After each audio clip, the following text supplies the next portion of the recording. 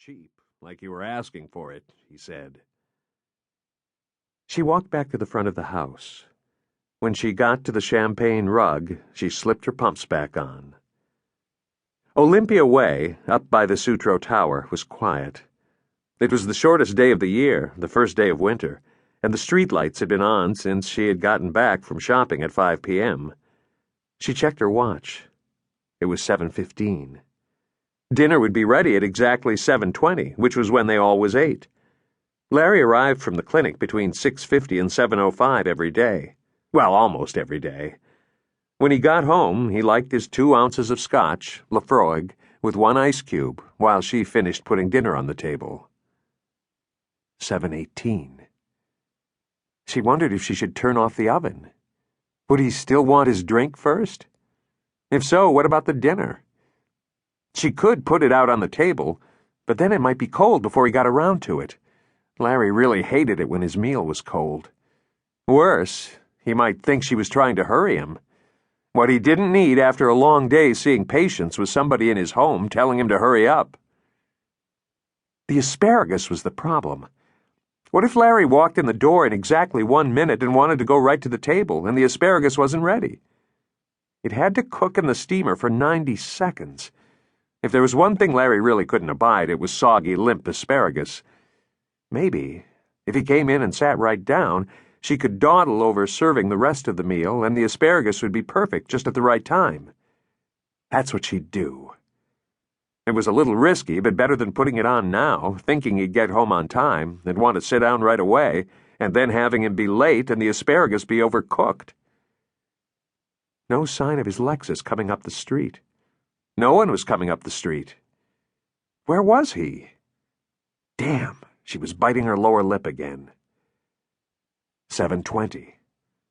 She turned the heat off under the rice. At least that would be all right for a while if she kept it covered. Each grain separate, just the way Larry liked it. She made sure the water was right at the boil and that there was enough in the steamer.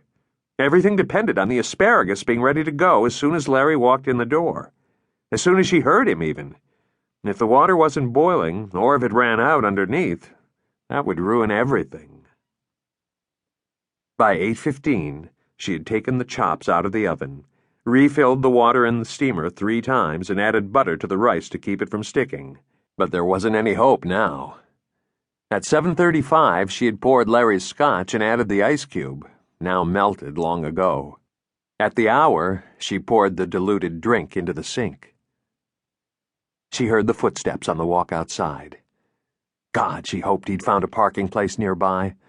Sometimes, if you got home late, there wasn't anywhere to park within blocks, and that always put him in a real bad mood. The dinner could, maybe, be saved. She knew what she could do. She'd pour him the new scotch now with a new ice cube, greet him at the door, and let him unwind for 20 minutes until the second round of rice was cooked. She could microwave the chops on low power, and they probably wouldn't get too dry. The asparagus wouldn't be any problem. She had the drink in her hand, ready for him when he opened the door. He was tall and very handsome, with his cleft chin and his body still young at 41. He had all his hair, wavy and fashionably long. An Italian suit, colorful tie with a snow-white shirt. Colors, he said, were okay in a tie, so long as they didn't clash. She put the drink in his hand, pecked his cheek, smiled up at him. "Where have you been?" God, she hadn't meant to say that. It had just come out, and right away she wished she could take it back. "What do you mean, where have I been? Where do you think I've been?" "Well, I mean, it's late. I was worried." "You were worried. I like that." He seemed to notice the drink for the first time. "What's this?" "It's your scotch, Larry. Why don't you sit down? Relax." "What time is it? You know when I get home this late I don't like to drink before dinner. I'd like some food in my belly." "I know, but I thought—" "Okay, you thought. You're trying, I appreciate it, but I'm starving. Let's just go and eat, all right?" She stepped back, not too far, not as though she were retreating. "Dinner'll just be a few minutes, honey." He stopped. "What do you mean, a few minutes? I walk in the door and there's no dinner?